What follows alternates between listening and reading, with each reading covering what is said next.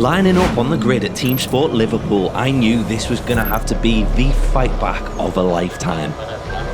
It's members night, it's the Trackmaster event, and it hasn't really gone my way so far. My one lap of qualifying was probably the scruffiest lap you can imagine. Don't do that. And I crossed the finish line with a cheeky little Michael Schumacher impression. It was the dying seconds of qualifying. Schumacher had set the fastest time. When he seemingly lost control of his Ferrari, it had the convenient effect of compromising the fast runs of everyone behind him. Well, we should didn't do that on the main lap. No, that's true, but I did qualify really badly in P10. And things didn't get much better when I went into the sprint race. In fact, they got worse. After a relatively normal start, my go-kart got involved in a punch-up. I attempted a bold overtake, which boldly failed. Bye-bye! And then to top it all off, I lost a place. Well, that was disappointing. Yeah, it was, and that meant that I'd be starting the feature race in P11 out of 14. And so that's how I found myself on the starting grid at TeamSport Liverpool in need of the comeback drive of a lifetime. So let's go. It's a pretty even start as the lights go green, but then everyone checks up going into this first hairpin. The two karts ahead are battling, and I've taken the opportunity to go all the way around the outside of kart 49. The two karts ahead then get tangled up on each other on the apex, and 49 goes back round my outside.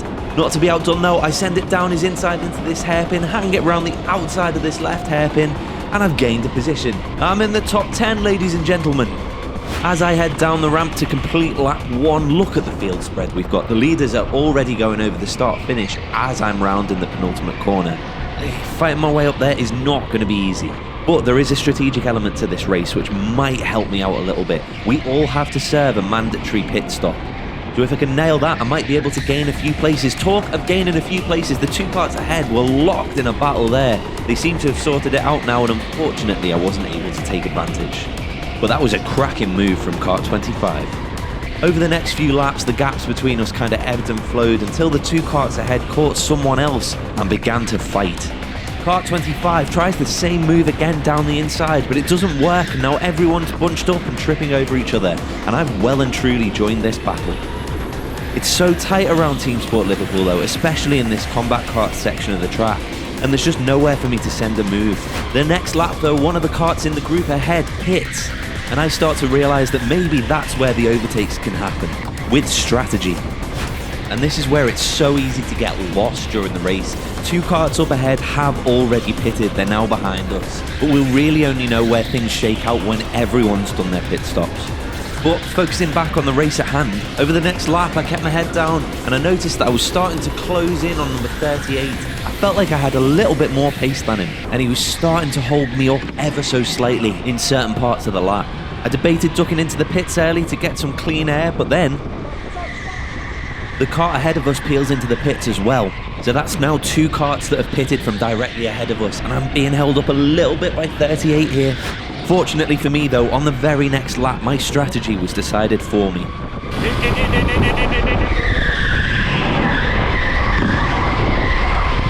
I don't know. Okay, so the strategy is go long. Let's see if it works. I need to go as long as I can, really.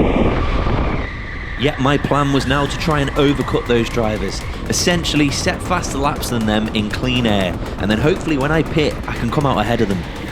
All I need now is qualifying laps and green flag running all the way. Thinking quickly, I decided to take advantage of the yellow flag when everyone should be going at walking speed, and threw myself into the pits. Unfortunately, some other drivers had the same idea, and then to top it off, the yellow flag was cleared pretty much immediately.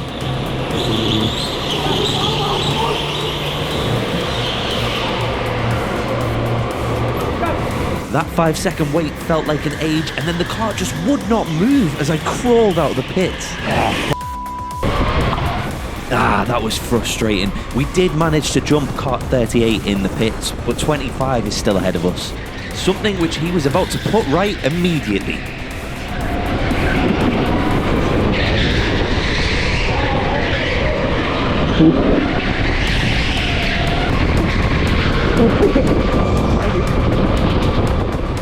What an unexpected free gift. Absolutely gutted for that guy. I can only imagine what spinning out on your own must feel like. But that does mean I'm up into P6, although at the time, I had no idea what position I was in. And as we started catching some slower karts, that uncertainty grew. With the benefit of hindsight and fancy editing techniques, you can see that I'm in position 6, but at the time, I had no idea. So I just resolved to get through everyone as quickly as I could.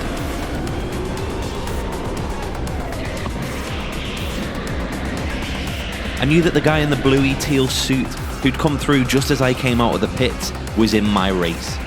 So I got my head down and started pushing as hard as I could to try and catch up to him. And sometimes I pushed a little bit too hard.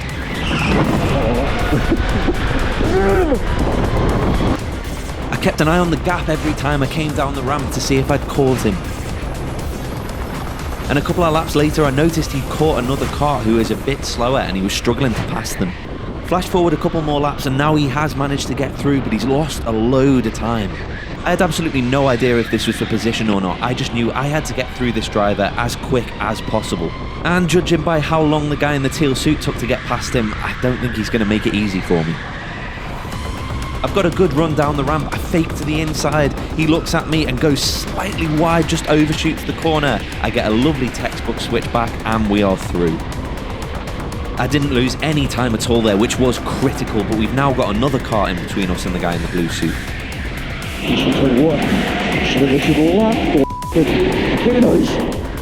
Yep, I genuinely can't explain how confused I was, whether this was lap traffic or poor position. Either way, we've got a great run up the ramp and we go down the inside of this driver. Again, a nice clean overtake with minimal time loss.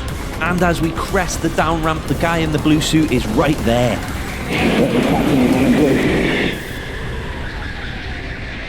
Come on, get him.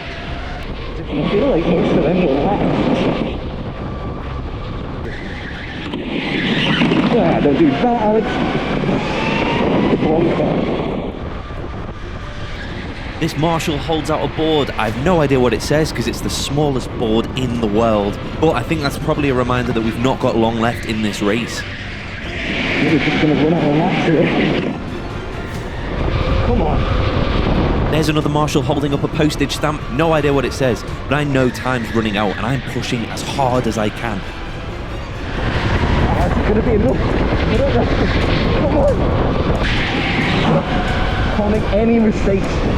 One and this could be it.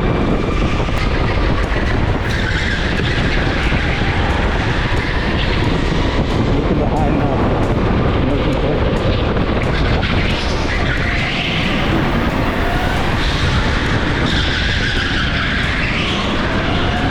This might be for like P8, P9, P10. It means everything. Come on.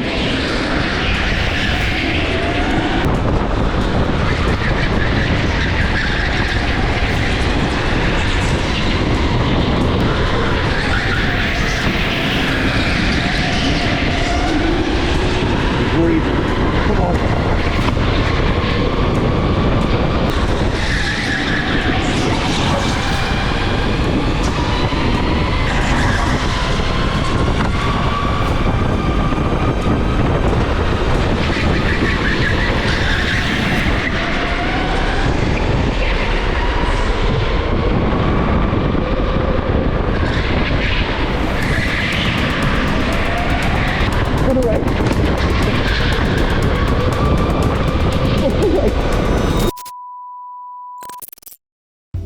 We did it. What a race.